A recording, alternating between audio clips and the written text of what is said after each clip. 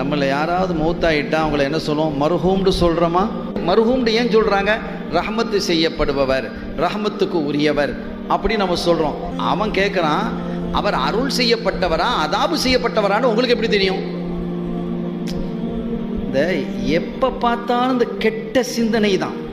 அப்போ அவனுடைய நோக்கம் என்ன? இந்த மௌத்தாகக்கூடியவர்கள் எல்லாம் அருள் புரியக்கூடாது, அவர்கள் எல்லாம் அதாபு செய்யப்படணுங்கிறத நோக்கம். அட ரசூல் ஸல்லல்லாஹு அலைஹி வஸல்லம் இந்த வார்த்தையை சொல்லியிருக்கிறாங்க. இது துஆ. இந்த அடிப்படை விஷயம் கூட உனக்கு புரியாது. அவர் அதாபு செய்யப்படுறாரா அல்லது அருள் புரியப்பட்டாரா நமக்கு தெரியாது தான். இது மர்ஹூம்னு சொன்னால் என்ன அர்த்தம்? துஆ அர்த்தம். அல்லாஹ் அவருக்கு அருள் புரிவானாகங்கிற அர்த்தமும் அதில் இருக்கு. அல்லாஹ் அவருக்கு அருள் புரிவானாக. நீ டைரக்ட் அர்த்தம் அவர் டைரக்டா பிடிச்சி பேசுறானாம். அதனால மர்ஹூம் அவர் ரஹமத்து செய்யப்பட்டவரா அதாபு செய்யப்பட்டவரான்னு உனக்கு எப்படி தெரியும்னு கேட்குறான்.